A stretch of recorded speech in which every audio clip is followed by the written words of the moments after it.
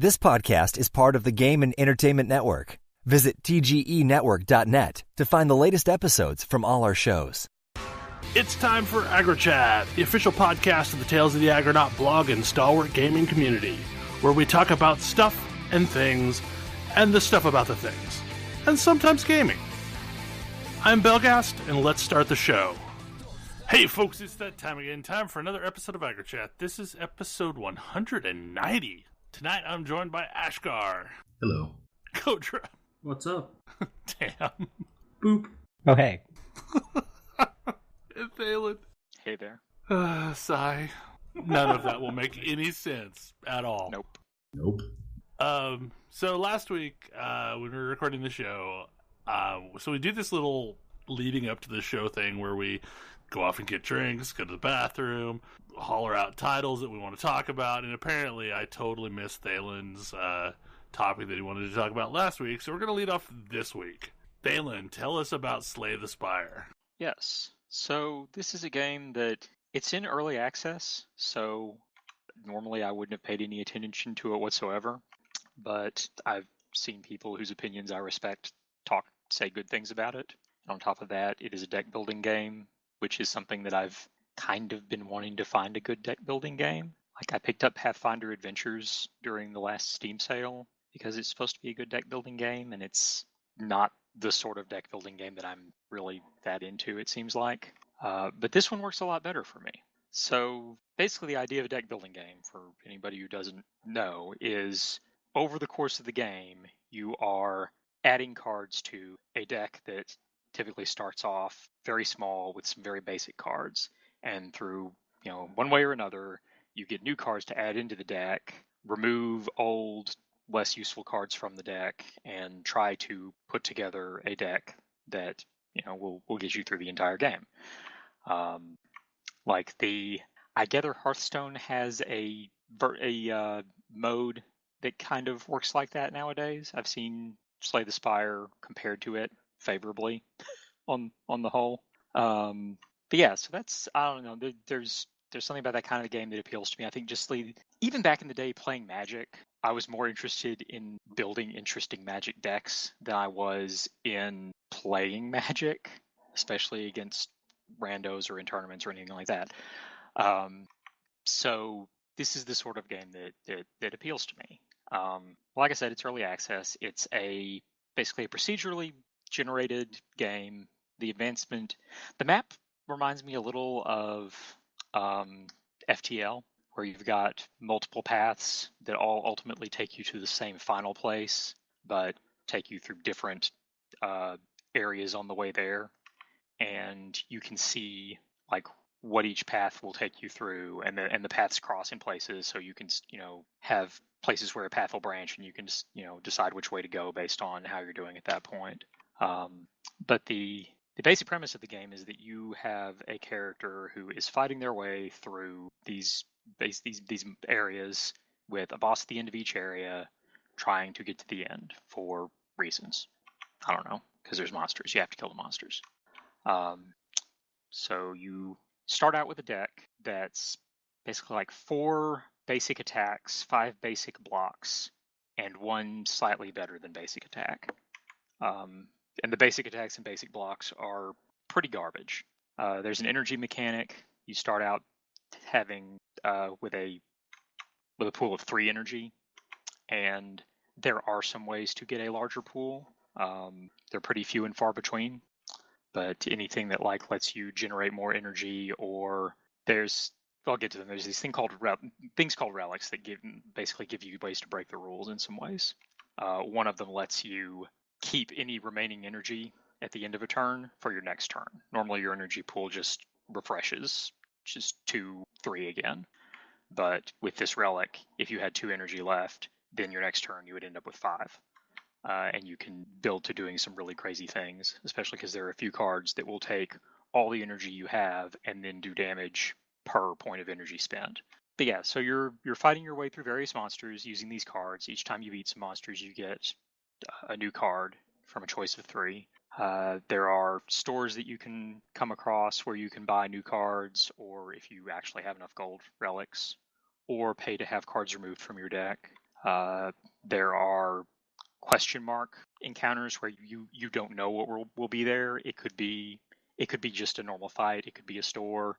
It could be something else that's a special encounter that lets you have an opportunity to get some gold or a card or a relic, and you're just advancing your way through trying to get to the end of the game. And I have gotten to the end of the game exactly once with the second of the two character options. There's two characters. One is one is a fighter type and one is a rogue type. The fighter type has a lot of cards that generate strength, which increases your attack power and does more damage.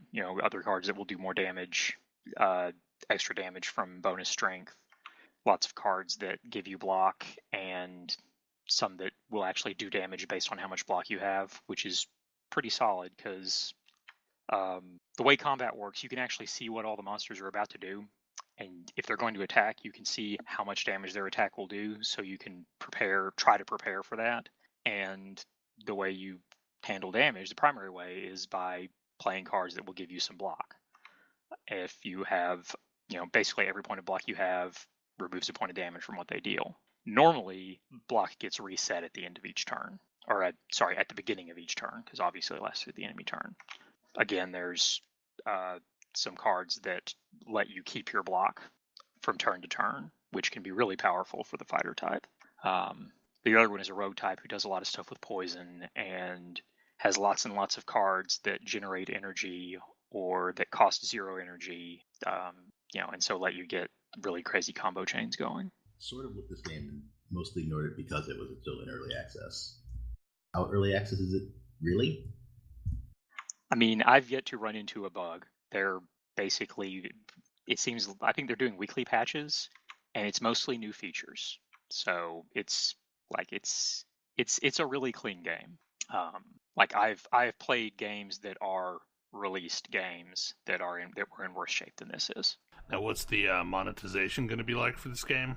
You buy the game. Yeah. Oh, so it's just buy it, get it? Yeah.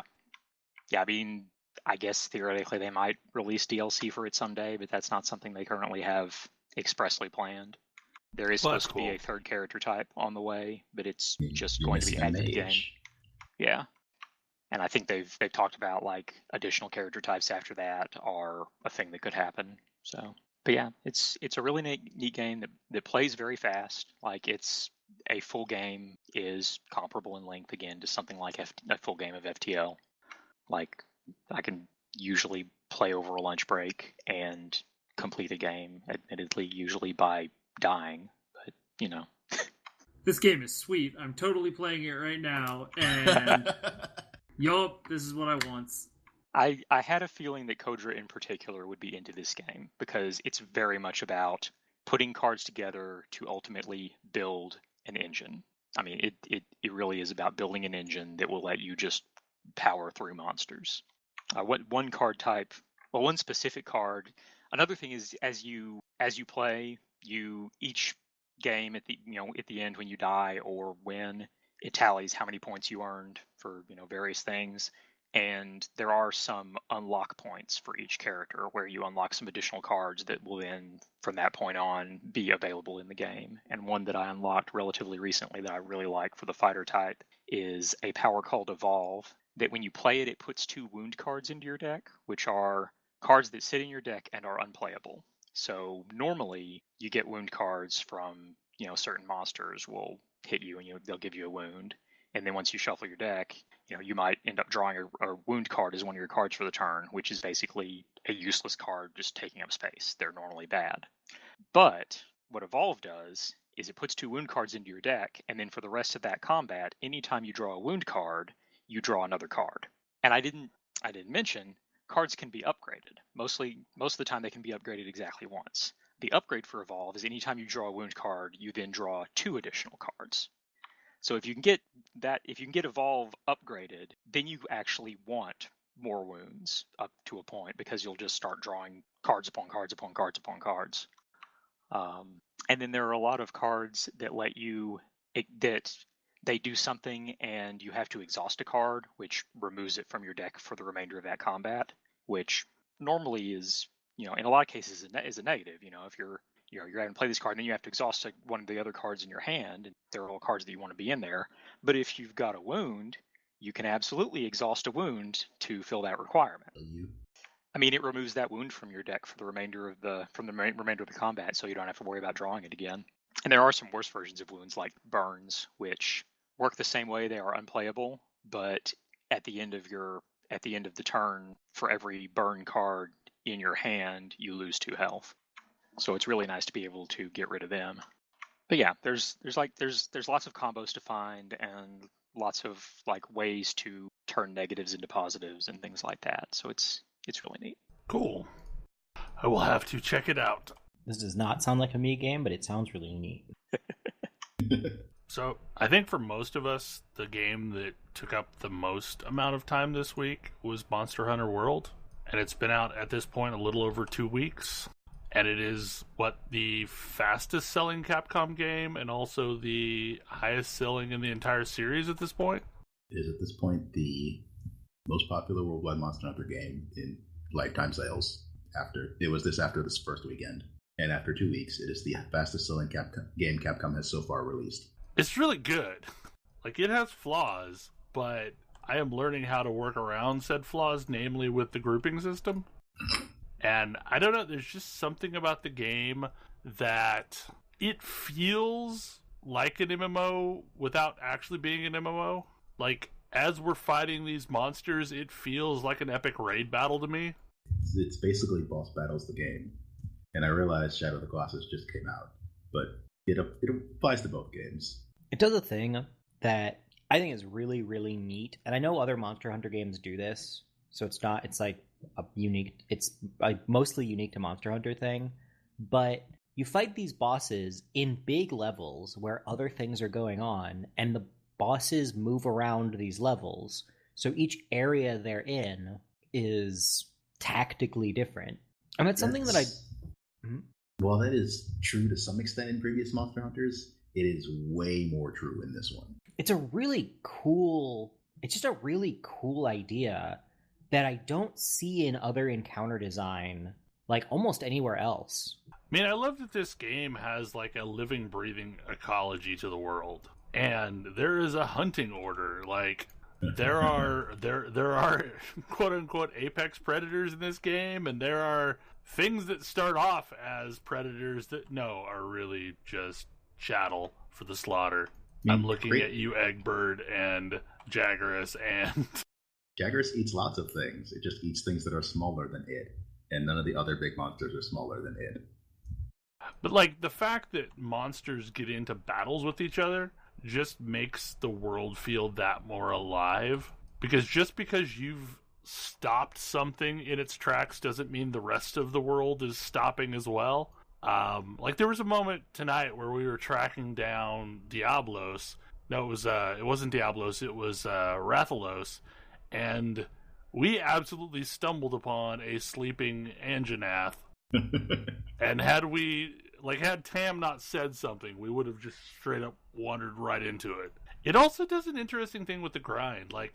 This is a very grindy game, but it feels like you're grinding for a goal, not just grinding for the sake of grinding. And grinding is interesting. Even the easiest monster in the game, I'm not just going to walk up and I'm not going to AFK farm it. Yeah, about that. I'm going to have to engage at some level. I discovered that if you walk up to it with a lance, you pretty much can't just AFK farm it. I know people have degenerate builds in this game that take all of the risk out of the farming, but I don't know if there's anything that takes all the risk out of the farming. But it still feels like even if so at the point I'm at, even if I were to engage with the Great Jagrath, it would feel like a somewhat interesting fight. Yeah. Yes, I massively have the upper hand, but I still don't know exactly what it's going to do. I know the things it could do, but the sequence in which it strings the attacks together feels random enough that I'm not ever quite certain what the next thing that's going to happen. Yeah, I like that even when you know a monster very well, you're still you know what to be worried about. You're not worried about it. It isn't like an MMO where I just start, for the most part, just start ignoring mechanics after a certain point because you don't have to care anymore. But I can reach the point where the mechanics are less punishing than they otherwise would be, and I'm used to dealing with them. This is also sort of your ideal of what in the world are levels, because all of your progression is equipment based, and there really isn't much in the way of this is just always going to be better. Well, at a point, it does start out everything new thing is better thing. I guess it's partially the way that Final Fantasy Primal fights, for example, there are ways that you can straight up abuse those fights, but there are several that are still, regardless of how many times you've done it, still going to be challenging. And it feels like there's a lot of fights that are probably always going to be at least somewhat challenging. It's also like I have started to do the thing where I look at monsters and try and learn what they're weak to and like craft myself a set of armor for hunting specific things, especially harder things. And I'm not really even doing that. I'm mostly just trying to make sure I have as good of overall stats as possible for the next encounter. Especially now that things are hitting so freaking hard, I just want to be able to blunt that damage as much as humanly possible so I can survive. But it absolutely feels like you can kind of play this game generalist, and you can kind of play the game super specific in what you're trying to do with your build.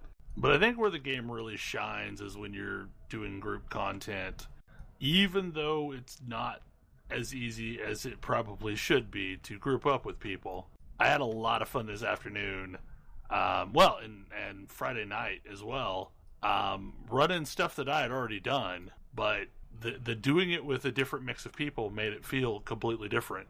And I'm a fan of having a warhorn around. Yeah, warhorns are fun. I mean, at this point, like, Tam has already progressed into high-level hunts, and all of us are kind of on the cusp of high level. Away. Yeah, we're on the cusp of that. But it seems like the world just keeps opening up and out each time. Yeah, like even at high level, I'm still unlocking in the same way that I was unlocking stuff prior to that. It wasn't like, oh, suddenly the whole world is open. It's like there's a whole bunch more gear sets that are all relevant, but it's not any different. Like, it's the progression continues.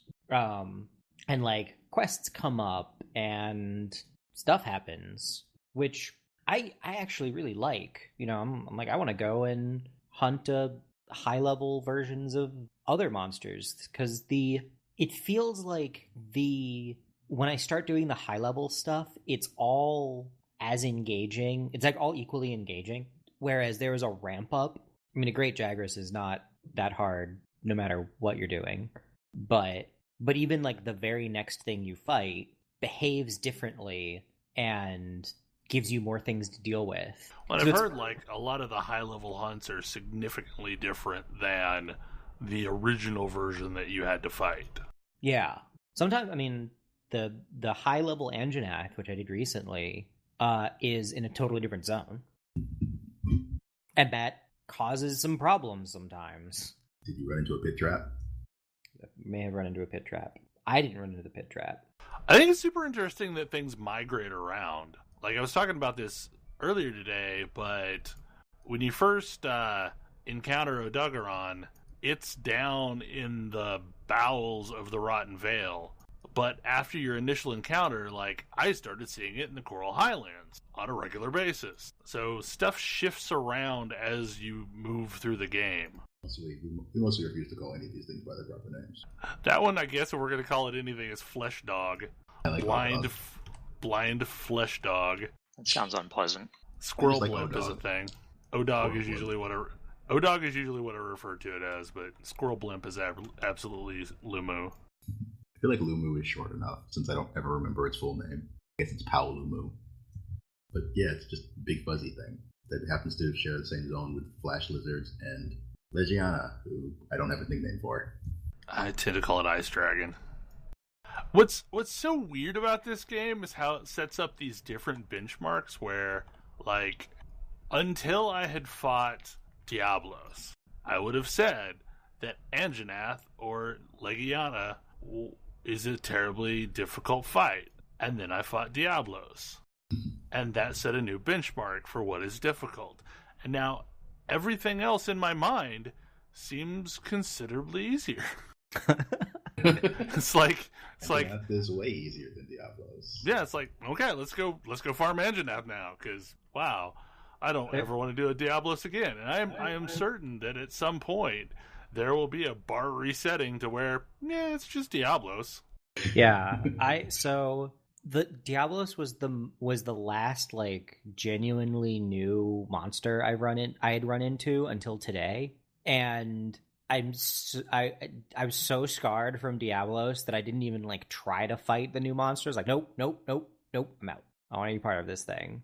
This is a terrible creature, and I don't want to be involved. But I guess what's so interesting about it for me is like, it's not that my gear or my weapon is that much better.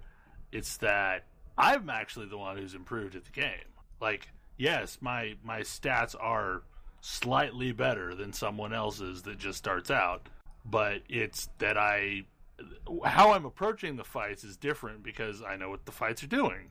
Like, I mean, the second time around, we absolutely abused the fact that flash pods are a thing. Flash pods are amazing, and I carry them everywhere. It's funny, I never really used items until Ash started like using them in fights when we were together, because the way I operate is just super, like, I'm playing kind of a different game. I really enjoy the weapon variety. The weapon variety is a lot of fun. They're all slightly different. I'm enjoying some things I didn't expect to. Sometimes much more than slightly. I mean, at some point I need to branch out and start trying other weapons, but for the most part, from like the day I put a longsword in my hand, I have stuck to longsword. Dual blades is definitely my jam at this point. I realized last week I said longsword was my best weapon. That's no longer true. I'm somewhere in the insect glaive and charge blade because complicated weapons I like a lot apparently. I'm also, I was using the bow, and as I got used to the game, I've stopped using the bow. My thing for yesterday and today is I picked up the lance, and turns out I really like the lance. The ability to just put up a giant shield and go, no, I think you're not going to hit me right now, is kind of amazing. And it gets me past the thing. My hang up with the gun lance is that the gun lance has a hard time moving forward. The normal lance can just charge. I want to try Sword and Shield because that looks really fun. I mean, after watching other people do it, it feels like it would be an enjoyable time. That's probably the second best weapon in mounting, after, Insect Glaive. I've seen some really unlikely mounts, though. When we were fighting Legiana, we got a random other hunter with a greatsword, and he managed to jump off of a really high thing and mount Legiana with the greatsword. I routinely am able to mount Legiana with a hammer. I play the weapon that is always trying to mount forever, but it's really, really fun just being airborne all the time. I don't necessarily even know if it's good. It seems good. I've been able to kill most things with it. I mean, you immediately picked the most fiddly weapon ever. I don't know if that's true, but he has then since picked up the most fiddly weapon ever. Charge blade? Yes. Neither of those feel that fiddly to me. Like, okay. I kind of like both of them because it means that I know what I'm trying to do at any given time, because I know it's got like, they have like a staged routine that they're trying to accomplish. And so I don't get like, I guess I'm just going to hit it now. It's like, no, I'm hitting it for a reason. I have a particular thing I'm trying to do. Longsword is that way as well. At least for me it is. Yeah, I am trying to build up the red gauge. And then when you have the red gauge... When you have red gauge, you try to land on the monster a whole bunch. Right, you're trying to find a good stable point to just unleash your spirit combo. And if you're not... if you're not doing that, you're also just hitting it periodically with triangle to make sure you're keeping your spirit gauge full. My discovery yesterday, actually, was that at the top of the jump from the spirit thrust, you can redirect. You can change your direction entirely with a direction and triangle. Oh, that makes sense. So if you jump over something, you can in fact turn around. This was slightly game changing because I jumped over things and missed them with that a whole lot. I honestly just don't use that often because it so rarely lands smoothly. It does so much damage. It does. Under certain circumstances. Fair. You know what deals so much damage whenever I land it? Charge Blade Super? Charge Blade Super. I didn't start accidentally cutting bits off of things until I started using the Charge Blade. Sigh. Hey, Bell, I think you should do that up in a try. I think I'd like it. I think I'd like it a lot because, Sword and Shield that turns into an axe seems like it's my jam. You should also probably actually try to switch axe, now that you know a bit more about how the game actually works. Yeah, I feel like my reluctance to try something else has been more about me learning Monster Hunter. Because, I've never been terribly good at games like this, and I honestly, I am putting Dark Souls in the loose category of this game in that it is all about, more strategic combat than just mashing my face against a monster. So I felt like this was me sticking to one variable was a better way to kind of learn the lay of the land. But now that I'm fairly comfortable with that, it's probably time to branch out into other things. I have made a Charge Blade. I would probably need to upgrade it before it's actually useful. So far, whenever I've tried a new weapon type, in some cases really even tried a new weapon, I just go kill Great Jaguars with it. It's pretty legit. That makes sense. Then usually that's after I try to figure out what I can do in the training room, but in at least one case it was the other way around. I don't know. Mostly I've just been surprised at how good a game this has turned out to be. It's quite fun. I mean, I wanted to be able to get into this game, but I didn't really expect it based on my history with the other Monster Hunter games. But now I've just largely been obsessing about it all week and really concerned that Poogie wouldn't give me the time of day. For the uninitiated, Poogie is this pig in a sweater that roams around that you can pet and eventually make it your friend. And then when it's your friend, you can carry it around to certain places in the base, and it will dig things up. Some of them are other costumes. I have 2 costumes for Poogie. Poogie can look like a lamb or a tadpole. I am enthralled by Poogie. Has Poogie been in every other game? Yes, usually with a variety of costumes as well. I'm also completely enthralled by Palicos, and I mentioned that last time, but once Palico squads became a thing, or Tail Rider squads became a thing, I am even more enthralled by Palicos because now I want to trade guild cards with everyone so I can get interesting Palicos to come help me. At this point, I have just given my guild card out to everyone on the list when I join an online session. I usually get a few back. Yeah. So, Yeah. But it makes me happy when I run a mission and it's someone I know's Palico on it. Or I encounter him out in the wild. For the longest time, I kept encountering this Palico named Dante, and I had no clue where that Palico came from. But that's Storm's. Yeah, it's Stormrazor's Palico. Basically, the game is adorable, and also challenging, and also feels like raid content. So it ticks all these boxes that make me like it. And it's been super fun to do group content, which isn't always true with every game. I mean, actually getting group content to happen could It's use a pain some in the work. ass. I feel like, I don't know, I feel like I should probably give over the Gray Sky squad to Tam or to Ash. Probably to Ash. Probably not to me. I don't know, who's around the most? Because when you have people in a squad, it feels significantly easier to make group content happen. It's true. I wish they would delegate the ability to invite the squads, however. Seriously. That is not a thing that they apparently want to do. Only the leader can invite the squads. It's a pain. So as a result, I'm in, I think, 5 squads at this point. Pizza Mate has a squad, and Sushi has a squad, and we have a squad, and Storm has a squad, and then at some point I got invited to an MMORPG.com squad. So I understand how you get 8 squads, because it's annoying to group together unless you're in the same squad. And I also don't understand, the squad session and how that works. Because in my mind, how that should work is it tries to put me in a session with somebody from my squad. No, it puts you in a session unique to your squad. Right. Which, if you're the only person who chose that option, will be just you. Yeah, every time I've tried to do this thing, it's been just me. The only people that, kind of religiously always choose the squad session is Sushi Geisha and some of her friends. I just generally join the matchmade session because then there are a bunch of people and I can look at possibly joining in weird things. But that said, SOS is across all sessions, so it doesn't really much matter what session you join. Right. You're going to go after that. I have spent a lot of time just like popping in on random people, but I'm always worried, like, did I just screw up like them trying to get together with their friends? If they intended that, then one, they would kick you, or two, they would set a passcode. Because you can just kick someone who joins in your squad, joins in your party randomly, if you didn't want them there. Basically, the game's got quirks, but in the grand scheme of things, I think it has more good than it has bad, and hopefully over time it gets less weird. I'm not holding my breath, but hopefully. This is going to sound like back in my day, but whatever.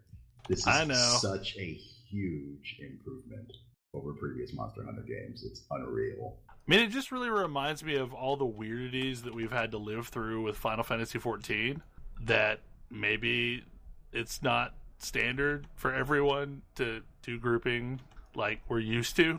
Because it feels really foreign to have to constantly pop out to the PlayStation dashboard to join a group.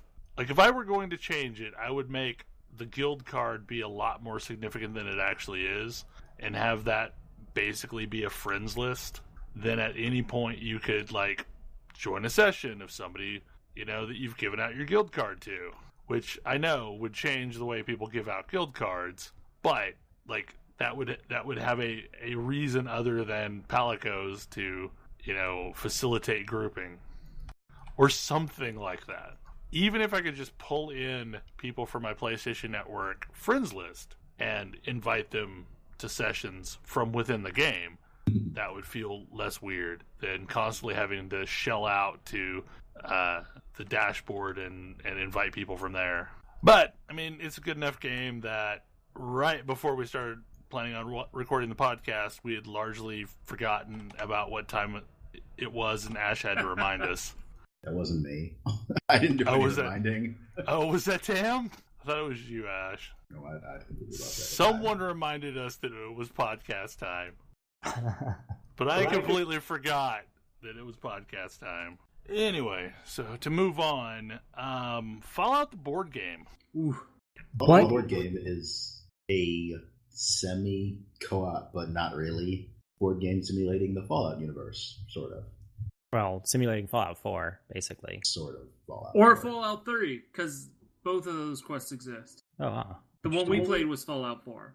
Okay. That's cool. So, Kodra will probably have a much longer rant on this one than I do, but I harp on game design and how, like, little things can take an otherwise almost perfect experience and wreck them, which is why you'll hear me get, like, really, really, really obsessive about some detail that, like, lots of people who play something will be like, you just deal with it. Like, that's just how the game is. It's not a big problem.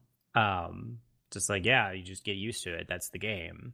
And for me, like, I don't accept that. And board games like that Fallout board game are the reason. Because that game is awesome. It is a really, really fun, cool experience with some mechanics that I have not seen in any other board games executed anywhere near as well. Some really neat storytelling moments, and the whole thing is almost ruined by its basic dice resolution mechanic. Like, it has one major flaw and one honestly pretty minor flaw, and that is almost enough to tank the experience, despite the rest of it being just stellar. But man, mess up your dice, and you're not in a good way. It's by Fantasy Flight. Fantasy Flight has been on a custom dice craze recently. Yes, they have. So they have dice that have really two things going on each face. They have some number of pips, either 0, 1, or 2, and then also some hit locations, similar to, you know, like you'd see in bats or whatever. And these same dice are used for two different sort of resolution mechanics. One of them is tests you do outside of combat, which are based on a particular special stat or possibly several special stats. And you are trying to roll these dice and get a certain number of pips showing. If you have that special stat, then you can reroll. But there are 3 dice. There is 1 face with 2 pips. There are 3 faces with 1 pips. The most common number to hit is 4. So sometimes that's just not going to happen because your odds are not very good. Expected value on each dice is slightly less than 1. Yeah. And the way the game tries to mitigate that is by allowing you pieces of equipment and various consumables and other things that generally give you the ability to reroll some number, whatever number of dice you want. And you get a certain number of rerolls depending on how many of these things you're stacking. But that doesn't change the underlying problem. Yeah, so I don't know.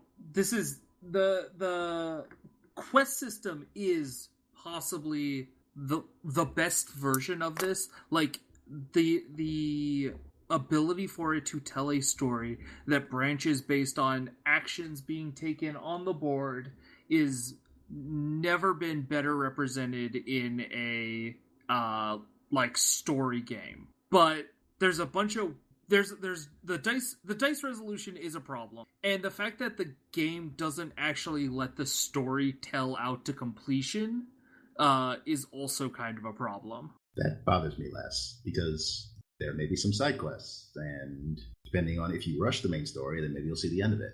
If you don't rush the main story, then the game might end before you get to it. Well, but it's very unlikely for you to actually get to that third quest without the game ending in favor of one of the factions. I would be interested to see if there were any quests that reduced the power of a given faction. I did not see any of those. I didn't see any. But yeah, I don't know. That part doesn't really bother me because the premise of the game is you're trying to win before the factions do. And an alternate victory condition enabled by some of the victory cards you can get is you can instead side with one of the factions and help them to victory and benefit from that. My biggest issue, if I had an issue with that set of mechanics, my biggest issue would be that those cards come up too often in the deck. Like there's too many of them in the victory card deck. Because 3 of us had it. I think all of 4 of us had at least one, if not more than one. 4 of us had both of them. Yeah, and that turned it into it was actively beneficial to race one faction to endgame. And I think that was sort of how our playthrough. I think that's why you saw what you did in our playthrough.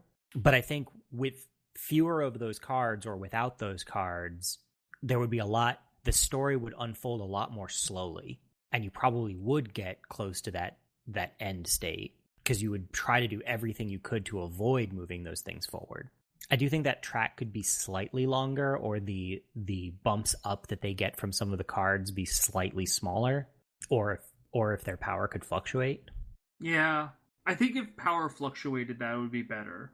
Or if it wasn't just 1 gets to 7, they had to get 7 ahead or something like that. Or if there were cards like Underground World, Sabotaged, Brotherhood of Steel. Those absolutely exist. Okay, but those advance one of the factions, particularly the Railroad. Yeah. Okay, they should advance one, but at the loss of another. Yeah. No, those are mostly represented by advancing one farther. And yeah, I think that it could theoretically benefit from Brotherhood of Steel comes in and starts fighting people, reduce both by 1, both other factions by 1, or Minutemen are creating order in the area, reduce both of them by 1 or 2. I think that would, I don't know. I feel like that would allow you to see the main story to completion, but I also think it would prolong an already very long game. Yeah. It's one of the longest board games I've played and still had fun with, especially because it has a lot of ups and downs, and you can recover from being behind, and dying isn't that the biggest problem I ran into was I was not actually dying. It probably would have been better if I had died, because what happened to me was I was sitting on 1 hit point which meant that I couldn't safely do anything, but burning my turns to try to get myself killed was either not working or would jeopardize where I was, like just physical location, because I was playing the slow character. So I wonder how differently the Fallout 3 side of the game would be like. I don't know, like, because that game had a vastly different structure. Yeah, I'm not really sure. I'm not sure how the other things play, but definitely agreed with Kodra that the dice mechanic is not good. No, the dice mechanic is not good. It's very, very frustrating. And it's more frustrating because it's in such a good game. Yeah. Another thing that happened this past week is that the D&D 5th edition campaign kicked off. How about the? Right. It's like, well, the one for this group of people. The one that matters to us.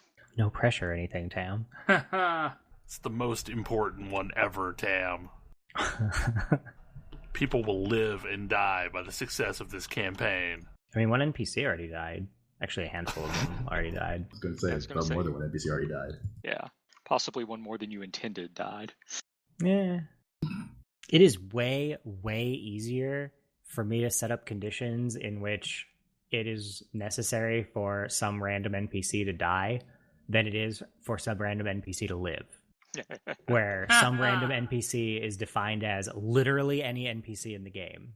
So one of the things that I had, one of the beliefs I had going into 5th ed, coming from 4th ed, is that powers that move people around on the board are, less. There aren't as many, and they aren't as important in 5th ed as they were in 4th ed. Because in 4th ed, they all did that. This was disproved. The importance portion of the statement was disproved. Because if you're in an airship far, far above the ground, and a dude is standing 2 squares away from the open window that he came in through, then a 10-foot knockback is very important. Someone went flying? Oh, yes. It was hilarious. There may have been an assassin who went flying out the window of an airship. Sadly, after he did what he came to do. He did succeed at the assassination. Seems like if he was better at his job, though, he would have, put his back to the wall, not the open window? I mean, maybe that's just my tanking experience. But I'm just saying, open windows or open chasms or open anything are not your friend. These are always fun for me to set up, because it's sort of, I get to do a bunch of world building and I don't have to worry about it paying rent. Yeah. So it's like I wound up building and writing up a whole setting, and I don't know, which is I don't know. That's fun for me. Like I've mentioned elsewhere. Like I think I'm largely a better world builder than storyteller, and so it's kind of fun just setting up the world and the things that are happening, and then the whole bunch of players tell the story for me. especially with this group, since I have a pretty decent idea that nobody's gonna just egregiously derail anything I try to set up. At least not intentionally. Okay. Yeah. I mean, I didn't attend the first week, so intentionally or unintentionally is an important question there. Yes. Yeah. Well, I mean, what I do now is I build I build lots and lots of essentially mechanisms in the background. And there's a whole bunch of different intertwined things going on. And so when piano strings or harp strings, I guess is a less obscure version, but when you pluck one, there's an effect. And sometimes that effect may play out on other strings. And so after each game, I just look at my notes and I'm like, okay, so this happened. How would that affect all of these other things? Which I don't know. It's fun. It's fun for me. It's sort of like tapping a domino in a Rube Goldberg machine and seeing which things go boing. Put the players in a situation and see what idiotic decisions they make. Or very clever decisions. Sometimes you can cut a thread without completely tattering everything else, which is always kind of neat to see. I'm like, oh, huh. there's a whole bunch of stuff that doesn't. There's a whole bunch of bad stuff that doesn't happen to you now because you handled that in that specific way. I do know nobody likes starting as a level 1 D&D character, but I try to give myself some headroom, and I unfortunately, like, we'll see if this new book coming out changes things, but there's just, you run out of interesting, varied encounters after about level 12. The monster manual is overwhelmingly slanted toward things of CR10 or less. Yeah. Right. Now, to be fair, a lot of parties don't ever make it there. It's true. I would say But the majority there's of some parties cause don't. and effect maybe going on Yeah. there. Yeah, because it's like you could start a game with more powerful characters. You start at level 5 or level 10 or level 15 or whatever. It's just, if you start a game at level 15, there's like 20 creatures you can fight. And they're all really, if that, and they're really specific. Or put class levels on lower level things, but, assuming you can still do that in 5th Ed. I think you can still do that. Yeah. I mean, that's historically been the other way of handling that is, no regular orcs aren't a challenge for the level 12 party anymore, but, a group of leveled orcs led by, a level 15 sorcerer orc, or possibly still my favorite adventure that I've ever run. And this was a published adventure. I didn't come up with this. Zombies with assassin levels. What? It was fantastic. That sounds like it's going to be a really bad time for somebody. It was, I mean, the adventure was basically a Night of the Living Dead scenario where the party comes to this island for whatever reason that you decided, and explores a monastery that has been abandoned. And then when night falls, hopefully they've realized by the time night falls that something is coming from the ocean each night. And then the drowned ones appear, and they have to fight them off. And these are a special type of zombie that gets to retain their class levels from life. After CR 13, you basically run into dragons and like beholders and archliches, stuff like that. Yeah. But it's like how many dragon fights in a row do you have before you're bored of dragons? Yeah. And if you want dragons to be something at all special, then just throwing dragon after dragon after dragon at the party, doesn't really mesh with that. Yeah. Yeah, typically you have to take people off the material plane at that point, but hopefully they fix that. Yeah. I mean, you have to be playing in a setting that has material planes. Or elemental planes, yeah. Yeah, and have a reason to do that. The funny thing is I've not actually played yet, but I've got ammo drying up my character. We're going to keep ammo in art for quite some time. Yeah. I mean, it is a secret mission, so I'm curious how many people, we've all, as a group, sent her away for art. Because I know I've sent several. I have no problem plugging ammo on... Nope. Also really impressed with, the map that Ari did. Ari did a great map, and insanely fast. I really like having campaign setting maps to work with, just because it gives me a sense of where everything is and how to, I don't know, helps me keep things in my head and where everybody is and give a sense of motion. Well, it definitely helps visualize where the conflict areas actually are. Yeah, hopefully I'll be able to keep up. 9 or 10 players is a lot of players. Yes, it is. Yes, it is. I typically don't do more than 6. I also typically do not do more than 6, but there was a lot of excitement about this one, and trying to figure out how many people will be able to be in any given game, because it's never a problem if somebody's like, oh, didn't make it this time, as long as I can still run, which is always it's the rating thing again, where it's like, all right, as long as you have X number of people who can make it every time, you're fine. But in order to have that people, you need more people than that minimum number. But I think with this many people, you should be able to hit that without much issue. Yeah, I think it'll be good. Plus, people have really gotten into their characters. I always do the tutorial fight, but it's useful. It gave Ash an opportunity to amaze the rest of us. Mm-hmm. I mean, Ash my character mostly does a thing. But he does it well. You blew up that fire elemental, but good. I maybe should have looked at your spell list first. I mean, it's been on the character sheet for several weeks now. Oh, I know. I feel like we've had that discussion before with other games that we've run. Like, I seem to remember a Star Wars game where my character ended up with way more ranged ballistic skill than you expected it to. And was just taking on Imperial things left and right. It happens. It does happen. I mean, but I as a DM, I also kind of like that, because until you reach the point where people are where you've pissed off some NPC or NPC organization enough that they're sending like tailored groups of things to fight you. Like, yeah, you're going to run into the occasional thing that is just not you're just perfectly equipped to deal with. This whole thing is my take on a Final Fantasy game world. We'll see how much of that inspiration shines through. I mean, we haven't even run into the Evil Empire yet. Yeah, I mean, there's airships in an Evil Empire, so yep. The No, Evil we had Empire. chocobos. In a twist, the Evil Empire doesn't have the airships, though. I mean, that's been the case a few times. Usually, a guy named Sid has the airships. I would not ever be able to introduce a character named Sid, as no one would take them seriously. It's true. Well, that's like, well, maybe. We probably badger them all the time about giving us an airship.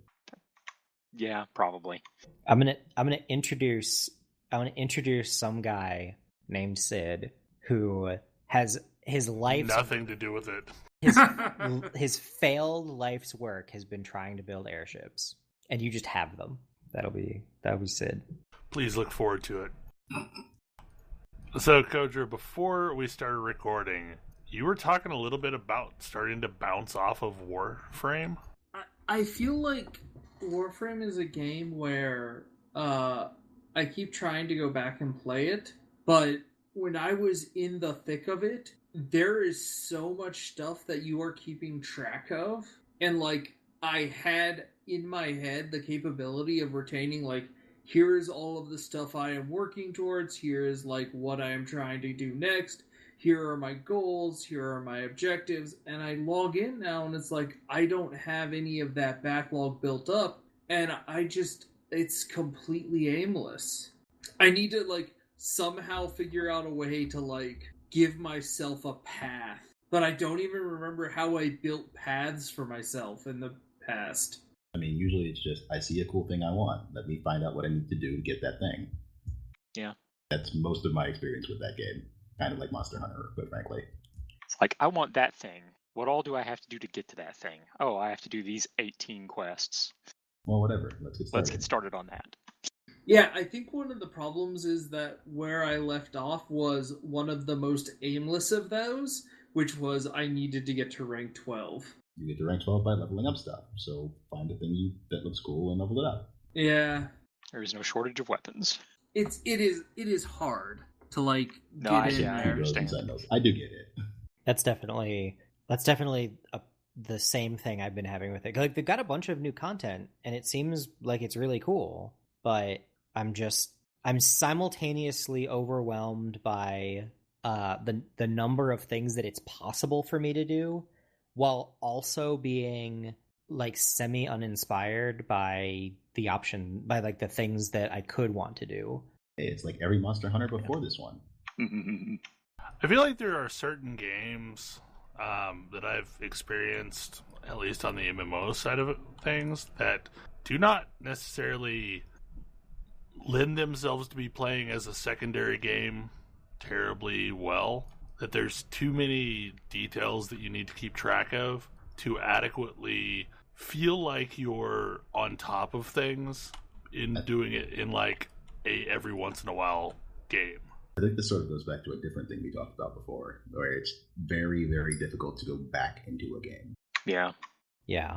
Like, especially with a more complicated game, a lot of times, like, I have to start from scratch to figure out what the hell it was like to play this game. I mean, there are certain games like World of Warcraft, for example, that I can always blend back into because I have the patterns largely memorized at this point. But I struggle with Rift because every couple months it feels like all of the specs are changing.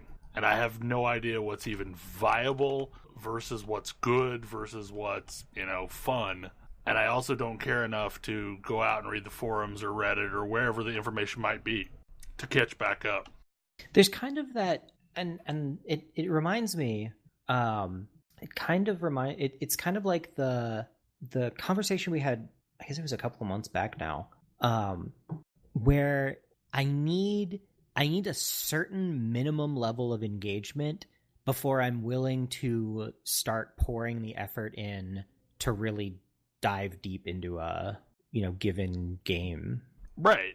It's almost as if you need a certain amount of low-hanging fruit that is just really fun to do. Yeah.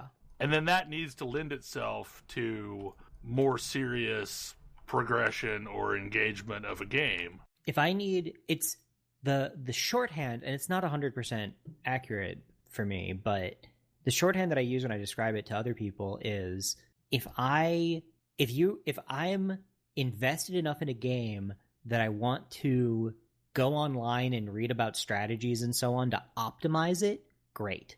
If I need to go online and research strategies just to play it competently, I'm out. Which ultimately kind of lends itself back to why I've bounced off of every other Monster Hunter is it dropped me in with too little information. And like Ash's answer for figuring out how to play Monster Hunter was playing with someone else that knew how to play Monster Hunter. And that was already more engagement than I was willing to throw at a game I wasn't even sure if I liked.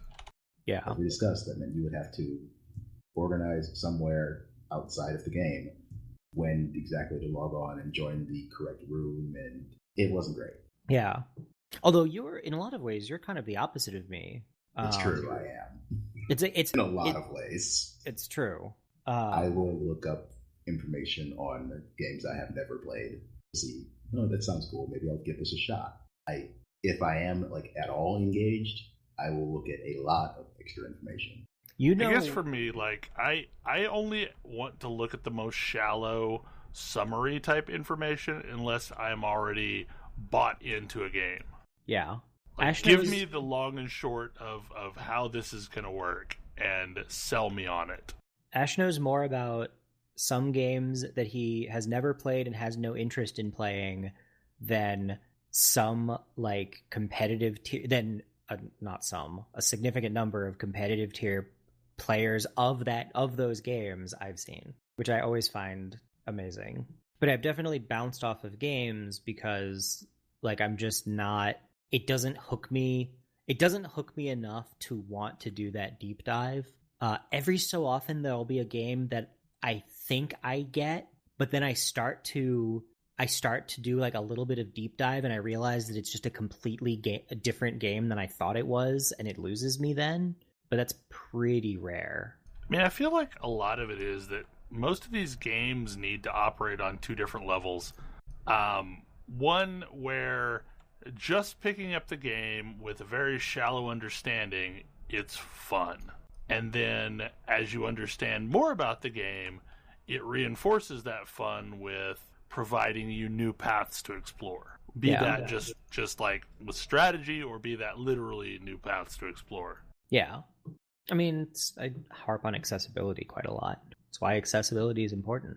And I think on the whole, I would rather have a game that is easy, low-hanging fruit, but that low-hanging fruit is fun. And then once you've experienced it all, you've experienced the game and you can put it down and move on to something else, than a super inaccessible game that's sure, it's got tons and tons of depth and so on, but you just can't get into it. It's this hard uphill climb to get into it, and only when you super deeply invest yourself do you get anything out of it. There are games like that I like, but they're fairly few and far between.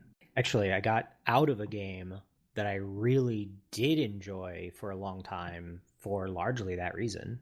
It got rid of all of its accessibility. Infinity? War Machine. Oh, yeah. I mean, not everything has to be an elevator pitch, but you should be able to tell me within 10 minutes roughly how to play the game. If you were to sit down and explain to me in 10 minutes the highlights of this is how you play this game. I feel like the game needs to operate at a fun level in that mode. And if it takes, weeks to uncover all the secrets, then so be it. But there needs to be a fun enough game at that 5-10 minute level. Yeah. One of the things that I always go for when I'm like teaching somebody a game is I'll always, and I probably talked about this before, so stop me if I have, but I'll start with here's how you beat the game. Like, here's how you win. What is the win condition? And then once you know the win condition, everything else you can do, you can understand, you have the context to understand why you would care about doing any of those things. And also it gives you a point where you can decide, is this a win condition that I actually think is interesting or engaging? It's like an early checkout point. It's like in Monster Hunter, you win by killing big monsters and taking their parts. And if that's not interesting to you, then like fundamentally Monster Hunter is going to have a hard time satisfying you because that's the core thing you're doing. Or more so in that case, I think, are you interested in super complicated boss fights that you may not grasp at the first attempt? Yeah, like exactly. I think we may have pitched this game to Kodra as Raid Bosses the game. Mm-hmm. And it pretty much is. And I guess like that's why it's been interesting, is it provides the level of friction that raiding did, or at least dungeons did, or higher content did.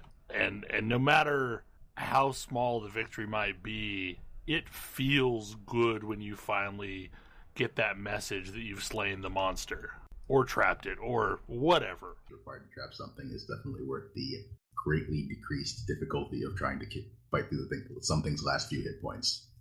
Yeah. Although, in a lot of cases, aren't the rewards different / better if you actually kill it versus trapping it? If you kill something, you get 3 rolls on the carve table, basically. If you capture something, you get some number of rewards in the capture table, which I think is usually 2 to 4. These are slightly different.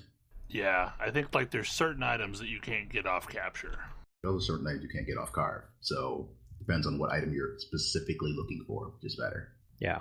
Listeners may be able to tell that we've been playing a lot of Monster Hunter as we come back around to it. When we're done with this podcast, I'm going to get some food and eat it as enthusiastically as all of the people in that game eat their food. But the thing is like, get that level of enthusiasm. With Monster Hunter, it's solved this problem because I never would have gotten involved in this game to the level that I have had it not eased me in over the course of several quests. Yeah. And about that, the first 3 quests in Monster Hunter World are kill some small monsters, kill some slightly more aggressive small monsters, kill an easy big monster. Previous games have you start traditionally with collecting mushrooms, cooking meat, hunting small monsters, and then maybe getting to hunt an easy large monster. Yeah. Cooking meat sucks. Quest thing is as a thing you have to do to move on with the game. Yeah, that's you lose that minimum level of engagement. Yeah, and the biggest problem that I had with Generations is it felt like a lot of busy work, but at the same time, in a world that was not significantly different screen to screen, that I was able to really get a lay of the land on a console. Mm-hmm. I mean, like on a handheld. So I never really knew where I was going to get what I needed. The area numbers were really the only way to be sure, really the best way to keep track of where you were. I'm actually kind of glad they kept them in World, even though they aren't separate areas anymore. Because you can say Stupid Flash Lizard goes to sleep in Area 6, so you can all go over there. So to go from accessibility to a game that, from what I understand, is deeply confusing. But perfectly accessible. Tam and Ash, tell us about Night in the Woods. Oh, man. So, man, you wanna field this one, Ash? I don't even know where to start with this game. Yeah, about that. Like, it's a 2D platformer without the platforming. It's a Persona game without any of the personas. It's deeply melancholy. And I that's a carefully selected word. Like, I have played games that are dark, and I've played games that are depressing and sad. This is not really those things, but it's a melancholy, dissatisfied game. And it's fascinating. like it's incredibly, it's at the same time incredibly mundane, but also super compelling. It has incredibly good writing. The last time I heard about this game is because I picked it on the Game of the Year show, because I think it is one of the best games that released last year. I am inclined to agree. I think my Games of the Year list would have been different had I played this last year. But it's a narrative. We're playing through as a college dropout who has returned to her small town and found that maybe small town life isn't all that great either. Some things then happen. I don't think I've gotten to the part where things happen.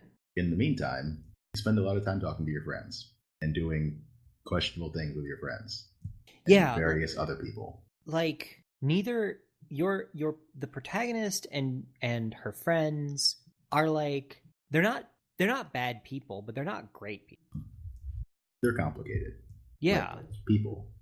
Yeah, exactly. They're people. And it's really neat to see because none of them fit into easy to easy to process tropes, but you still feel like you know them, complexity and all. It's a game that gives me a twinge of guilt every time I play it because I am the person every character in this game would hate. In what way?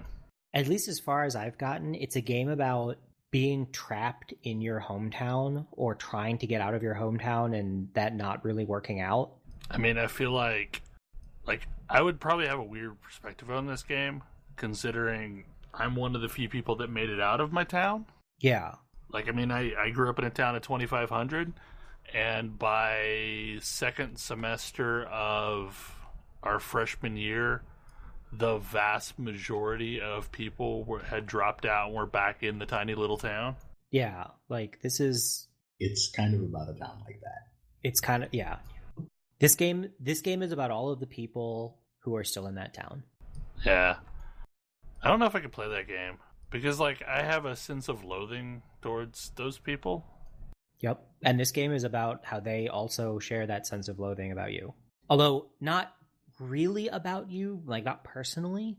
I don't know. It's really, really good. It has some incredibly well-written dialogue, which it doesn't, in terms of just raw word count, its dialogue there isn't that much dialogue, but it accomplishes so much with very few words and very, like, natural sounding things. I mean, it's obvious when you and a friend have an in-joke the very first time you see it with no context. The main character is not terribly verbose. No, it's true. There are a few others that make up for it. And maybe I should play it. I mean, because, like, I absolutely get how towns like that are suffocating, and it's why I had to get out, and I barely ever make it home, because when I drive within the boundaries of the town, it feels suffocating. Yeah, I mean, and it's a really, I don't know, it's a really, really, really interesting game. Like, I plan to continue playing it because it's just, I want to know where it goes. And I have no idea where it's going. Also spent like 4 hours down some completely unrelated rabbit hole. Like, I have a game on my laptop that I was just like, all right, I guess I'll play this for a while. And like 3.5 hours later, it's like, why am I doing this? Do I even know? No, I have no idea. What platforms is it available for? Switch. All current consoles and PC. Okay. This seems like a Switch game. It's absolutely the Switch version did just come out last month. Yeah. It's absolutely what I'm playing it on. Any other discussions we want to talk about before we wrap things up? Lance is amazing. I can't believe I waited so long to try it. I'm kind of hoping that, like, as I branch out, I will find weapons like that I really love as well. I definitely did. I needed to use the bow to get into the game, but I have since moved to the glaive, which I adore, and from there, other weapons. They've set up this scenario that I think is really interesting, where it actually feels really good to help other people out, which isn't always the case, because a lot of times it helps you replenish your stock of lower level stuff that you're no longer seeing. I am the person that I'm the person whose missions people hate to get involved in. Because, man, the second...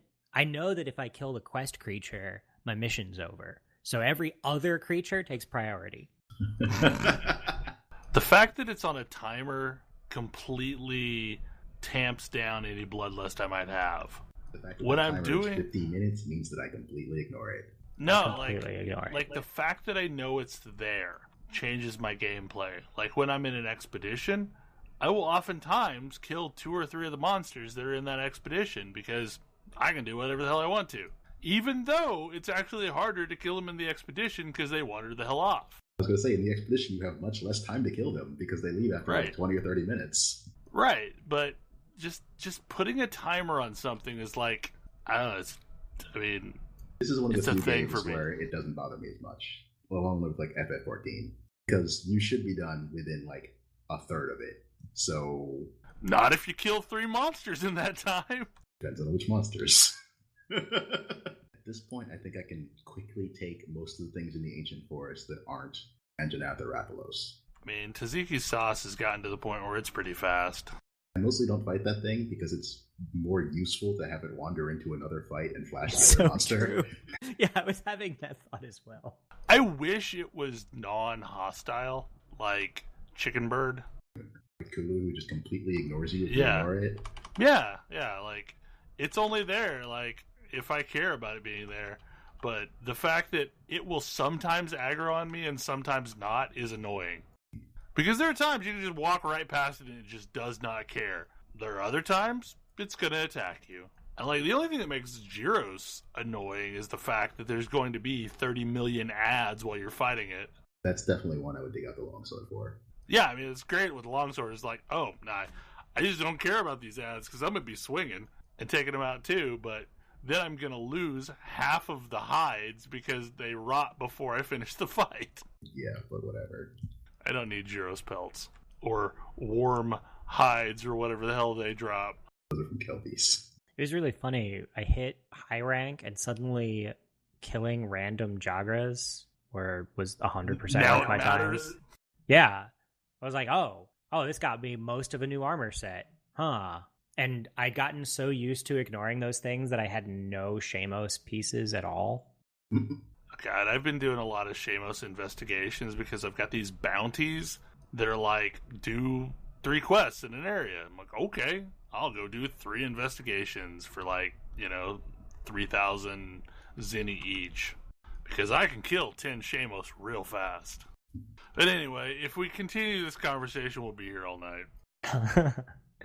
If you're not playing Monster Hunter, you should probably play Monster Hunter. Maybe. It's really not for everyone.